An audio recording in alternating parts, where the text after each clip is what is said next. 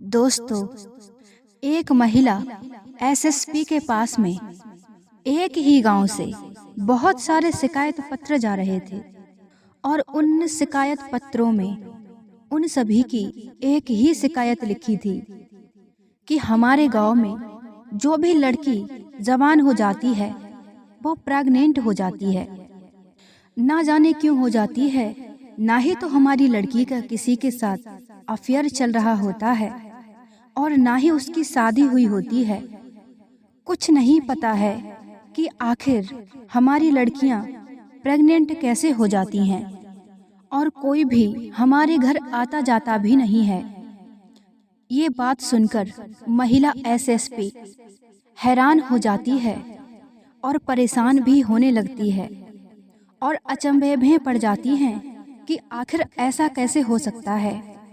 दोस्तों, जाहिर सी बात है, अगर कोई लड़की किसी से बोलती ही नहीं है और शादीशुदा भी नहीं है तो आखिर वो प्रेग्नेंट कैसे हो सकती है। ये सोचने वाली बात है। ये विचार करके मैडम बहुत बड़ा एक्शन लेती हैं और फिर उसी गांव में जाकर इस बात की इंक्वायरी करवाती हैं कि आखिर ये लड़कियां कैसे प्रेग्नेंट हो रही हैं। दोस्तों, आखिर हकीकत क्या निकलती है और वो लड़कियां किस प्रकार प्रेग्नेंट हो जाती हैं, ये पूरी सच्चाई हमारी इस वीडियो के माध्यम से जानने का प्रयास करेंगे। जय श्री राम दर्शकों, स्वागत है आप सभी का एक बार फिर आपके अपने चैनल ऑल सत्य ज्ञान यूट्यूब चैनल में। दोस्तों, आज की ये सच्ची कहानी आपके लिए मैं सुनाने जा रही हूँ। ये कहानी बहुत ही इंटरेस्टिंग होने वाली है। दोस्तों, ये कहानी आप सुनेंगे तो हैरान हो जाएंगे, हैरत में पड़ जाएंगे और सोचने पर मजबूर हो जाएंगे कि आखिर कैसे हो सकता है, कि आखिर ऐसे कैसे हो सकता है। अनमैरिड लड़की बिना किसी प्रेमी के, बिना हस्बैंड के कैसे प्रेग्नेंट हो सकती है। तो आइए दोस्तों, जान लेते हैं इस कहानी के माध्यम से। दोस्तों, ये कहानी जो मैं आपको बताने जा रही हूँ, ये कहानी नाइजीरिया की है। नाइजीरिया में एक थाना पड़ता है, रमीन थाना। रमीन थाना में एक गांव पड़ता है, ढोलपुर। ढोलपुर एक छोटा सा गांव है और उस गांव में जो लड़की जवान हो जाती थी वो तुरंत प्रेग्नेंट हो जाती थी। इस बात को लेकर गांव के बहुत लोग परेशान होने लगे। उस गांव में इस बात को लेकर डर सा बन गया और उस गांव के सभी लड़कियों के माता पिता अपनी लड़कियों पर और भी ज़्यादा पाबंदी लगाने लगे। कभी अपनी लड़कियों को घर से अकेला ही नहीं जाने देते थे और ना ही किसी व्यक्ति को अपने घर में आने देते थे। दोस्तों, क्योंकि उनको इसी बात का डर बना रहता था, कहीं ऐसा ना हो हमारी लड़की प्रेग्नेंट हो जाए। कोई भी घर नहीं आता था और लड़की कभी अकेले बाहर नहीं जाती थी और फिर भी वो प्रेग्नेंट हो जाती थी। दोस्तों, एक दिन अचानक से एक लड़की के पेट में दर्द उठता है और उसका पिता उस लड़की को हॉस्पिटल ले जाता है तो डॉक्टर से पता चलता है कि आपकी लड़की प्रेग्नेंट है। ये बात सुनकर वो व्यक्ति बहुत ज़्यादा दुखित होता है और रोने लगता है। जिसका उसे डर था वही हो जाता है। दोस्तों, इस आदमी का नाम विनोद था। अब वो इस सोच में खो जाता है, अब आखिर मैं समाज को क्या मुंह दिखाऊंगा और लोगों से क्या कहूँगा। मेरी बेटी गलत भी नहीं है और मेरे घर कोई आता जाता भी नहीं है। मैं हर समय अपनी लड़की के साथ रहता हूँ, फिर भी ऐसे कैसे हो गया। फिर वो हार थक के अपनी लड़की से पूछता है कि बेटी बेटी क्या तुम किसी व्यक्ति से बातचीत करती हो या फिर क्या कोई तुम्हारा प्रेमी है। दोस्तों, वो लड़की रोने लगती है और कहती है, पिताजी, मेरी बातचीत किसी से भी नहीं होती है, मेरा किसी से अफेयर नहीं है। और पिताजी, आपको तो पता ही है कि गांव में जो भी लड़कियां जवान हो रही हैं वो अचानक से प्रेग्नेंट हो जाती हैं। क्या पिताजी, उन सभी लड़कियों का क्या अफेयर ही चल रहा है? ऐसा कुछ भी नहीं है, ना मेरा किसी से अफेयर चल रहा है। लेकिन मेरे यही समझ में नहीं आ रहा है कि आखिर मैं प्रेग्नेंट कैसे हो गई। इस बात को लेकर उस गांव में सन्नाटा सा छा जाता है। दिमाग में बस एक ही सवाल था कि आखिर इस समस्या का समाधान कैसे ढूंढा जाए। अब तो उस गांव के लोग 7 बजे से पहले ही अपने घरों के दरवाजे बंद कर लेते थे और अपनी लड़कियों का कड़ा से कड़ा पहरा लगा देते हैं। लेकिन इसके बावजूद भी उन्हें जिस बात का डर होता है आखिर में वही हो जाता है।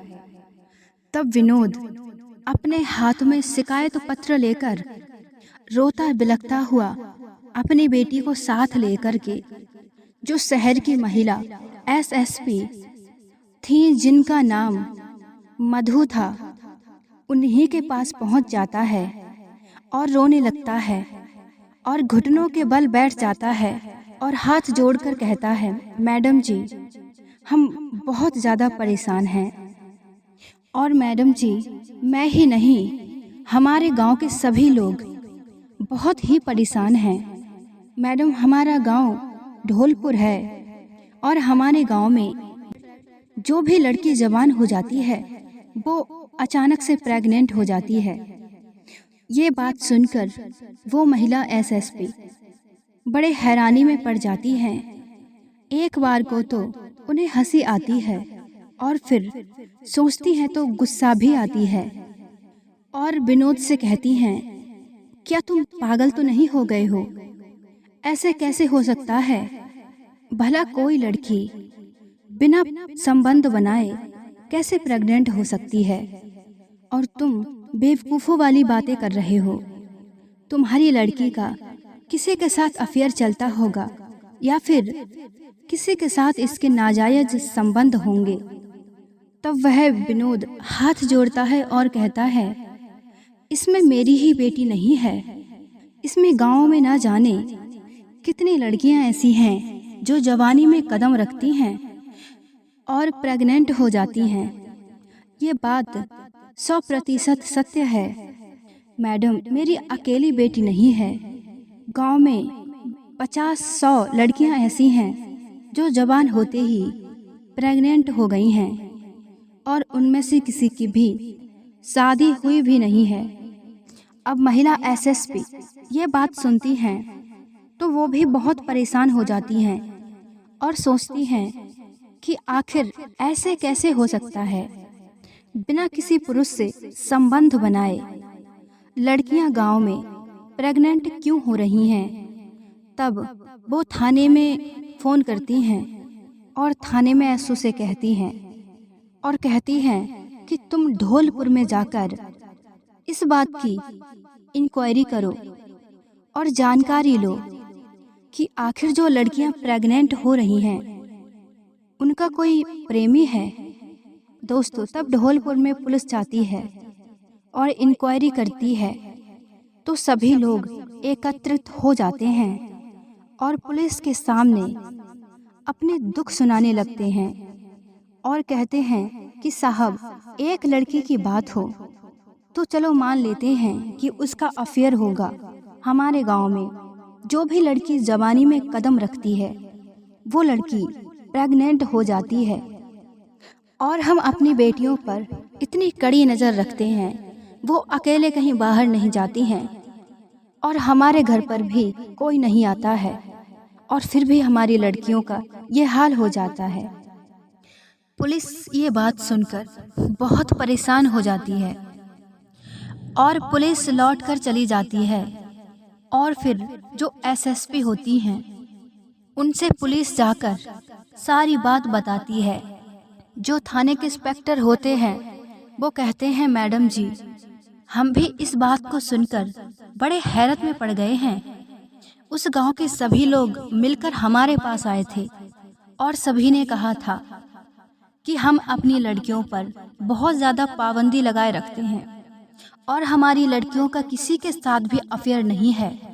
और उस गांव की एक लड़की नहीं, सारी जवान लड़कियां प्रेग्नेंट हो जाती हैं। अब ये बात सुनकर मैडम बड़ी हैरानी में पड़ जाती हैं कि आखिर ऐसे कैसे हो सकता है। तब मैडम सोचती हैं, विचार करती हैं, ज़रूर कुछ ऐसी बात तो होगी ही, या फिर लड़कियां इस बात को छुपा रही हैं, या इन लड़कियों का किसी के साथ ज़रूर अफेयर होगा, या फिर कोई और बात होगी।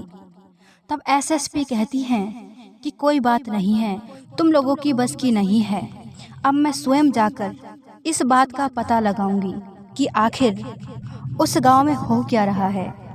दोस्तों, फिर जो महिला एसएसपी होती हैं वो अपना वेश बदलती हैं और कंधे पर एक झोली टांग लेती हैं और इस तरीके के कपड़े पहनती हैं कि जैसे कोई भिखारी मांगने वाली हो।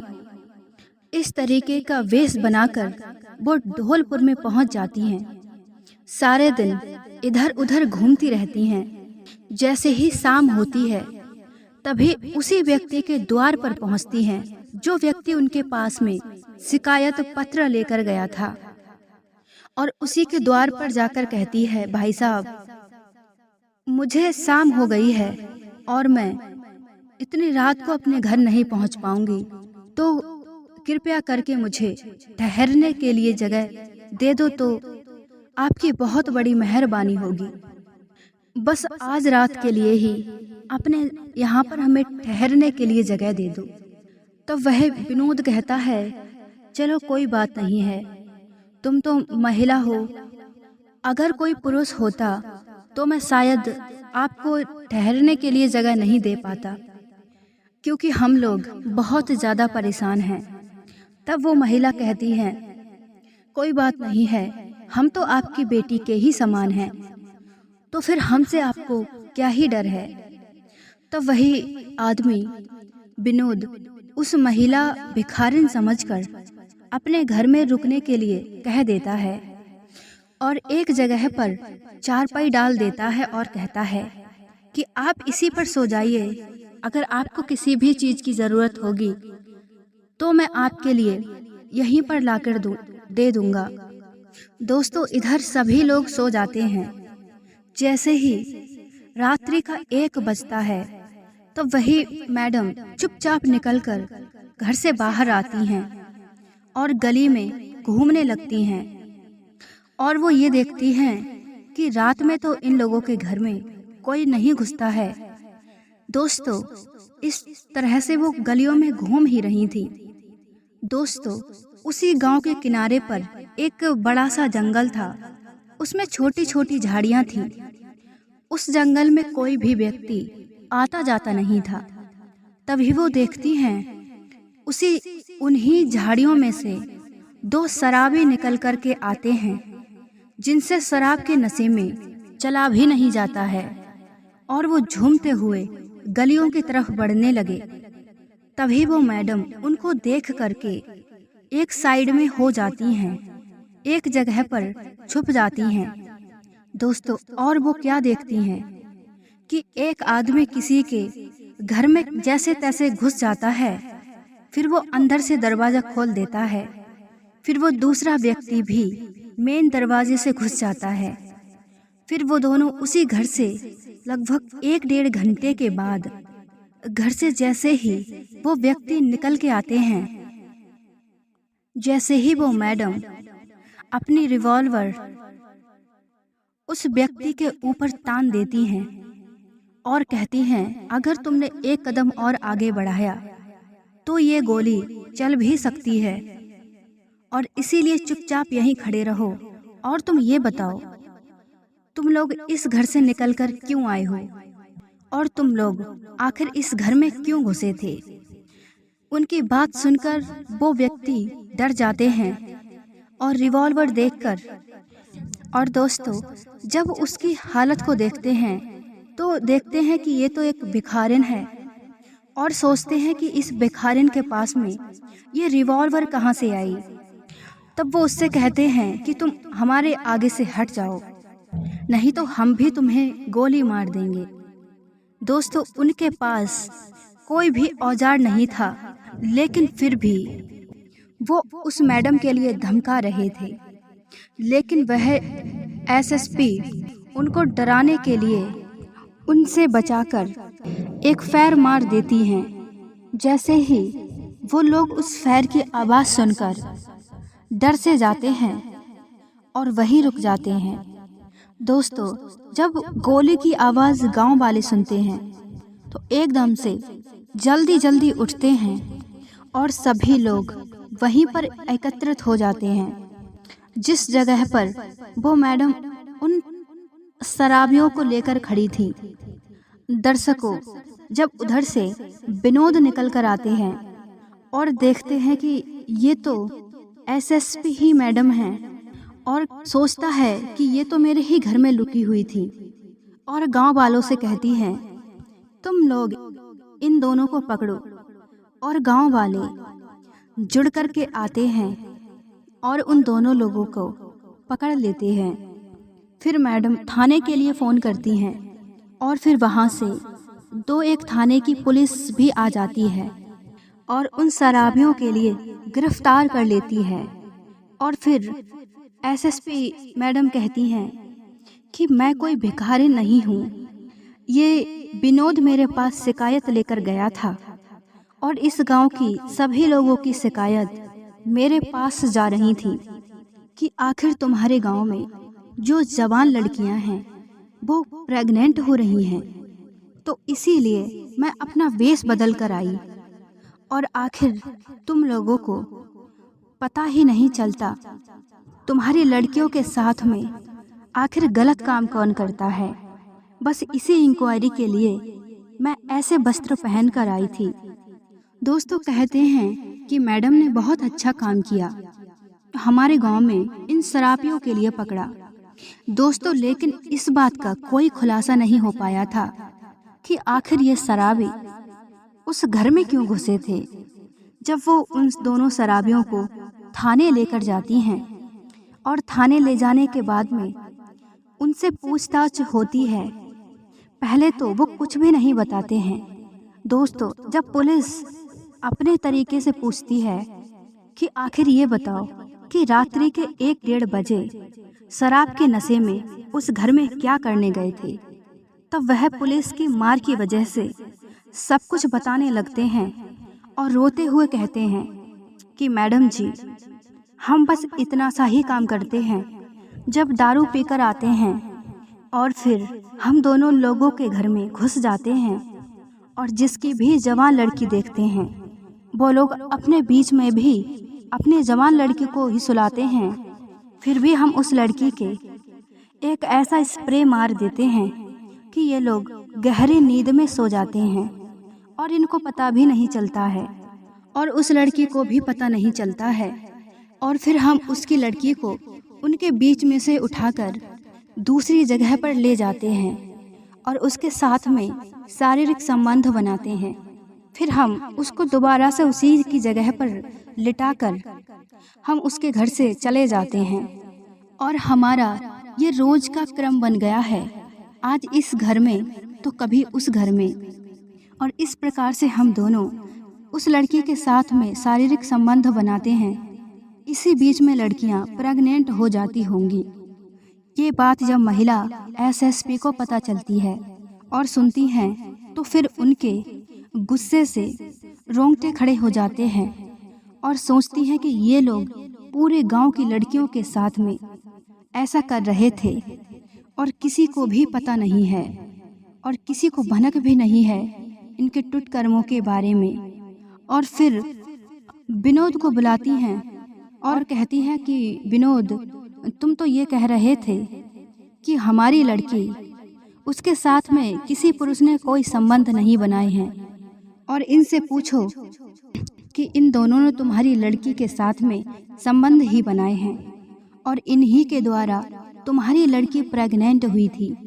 दोस्तों, वो चोर डर की वजह से, मार की वजह से सारी बात को स्वीकार कर लेते हैं और मैडम उनके खिलाफ कई कठिन कठिन धाराएं लगाती हैं और सभी धाराओं में मुकदमा दायर करके उन्हें जेल भेज देती हैं। दोस्तों, इस प्रकार से उन एसएसपी मैडम ने सारे गांव की समस्या का समाधान किया। दोस्तों, उन मैडम ने अच्छा किया या बुरा, हमें कमेंट बॉक्स के माध्यम से अवश्य बताएं और कमेंट में जय श्री राम अवश्य लिख दें और हमारे चैनल को सब्सक्राइब कर लें, बेल आइकन को भी ऑन कर दें ताकि हर वीडियो का नोटिफिकेशन आप सभी तक सबसे पहले पहुंच सके। तो आइए दर्शकों, मिलते हैं ऐसे ही किसी कहानी के साथ में। तब तक के लिए हमारी तरफ से सभी दोस्तों के लिए